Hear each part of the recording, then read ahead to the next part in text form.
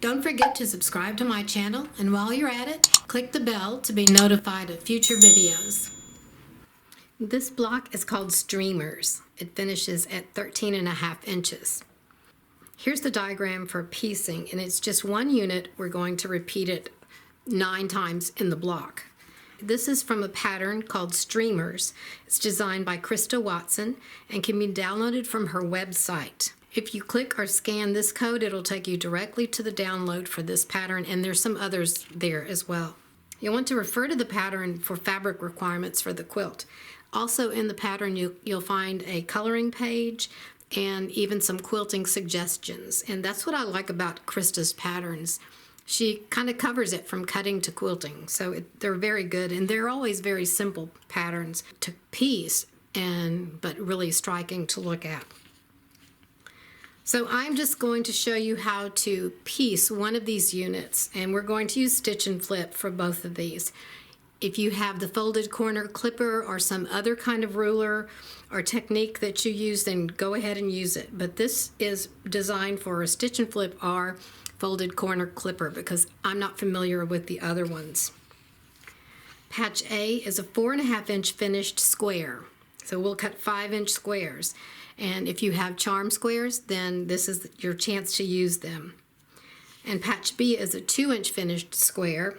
We cut 2.5-inch squares, and these are the squares we'll use for the stitch and flip.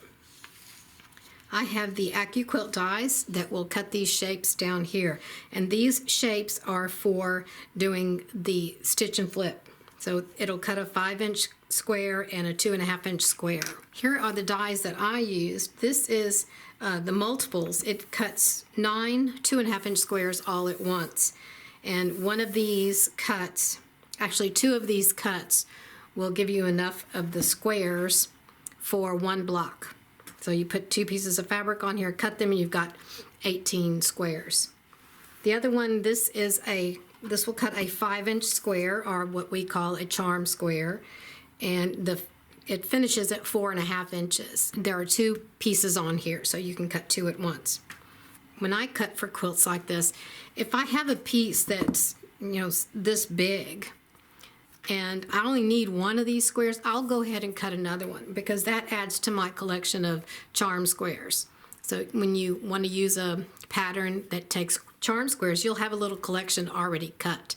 So I'll use one in the whatever project I'm working on, and then the other one will go in the box.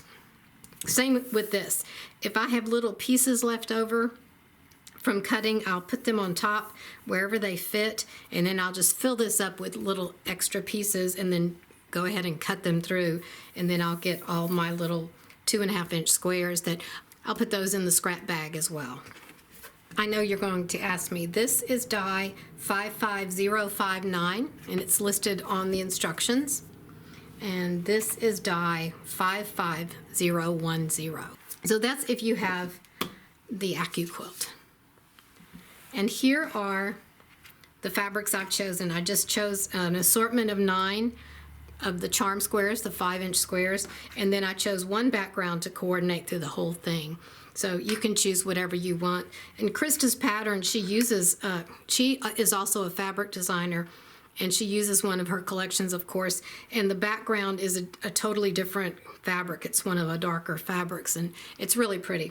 So what we're going to do for all of these 9 pieces and all of these 18 squares, little squares, we're going to do stitch and flip or folded corner clipper, or whatever method you choose to do these folded corners. So on the back of all the small squares, you'll draw a diagonal line, and we'll need 2 squares for each of the large squares. We'll place them like this on the large square. This is the corner we're going to cut off. So when we take this to the machine, we're going to stitch just to the right of this line. We're not going to stitch on the line, just to the right. It's kind of like getting a scant 1/4 inch. It gives you a little bit extra wiggle room. So do that on this side and put this on the other side, the opposite side, and do the same thing. Turn it like this, stitch just to the right hand side of that line. now stitched all of them, and the next step we do is we'll trim a 1/4 inch away from this line we just stitched, and it doesn't have to be exact. You stitch that side, flip it around, and do this other side. And then we press our seams open and we'll have our unit like this. So you do this for all 9 units. All of our units, I'll call these the streamer units, are done. And we're just going to lay them out 3 across and 3 down.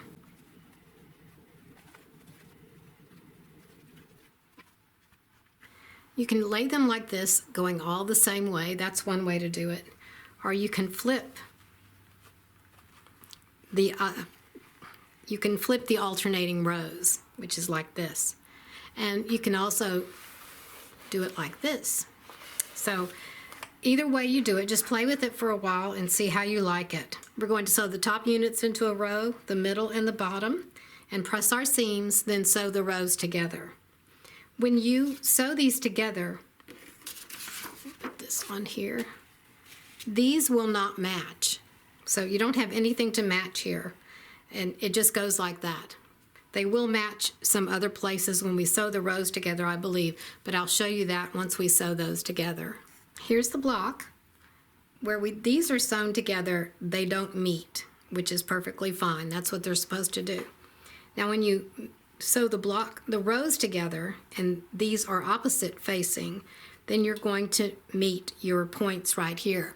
And when you do that, as you have them turned over to piece them, this seam, you'll just stack that with the seam at the bottom. And you can feel it with your fingers that the seams are both stacked exactly. So that's what gives you the nice point.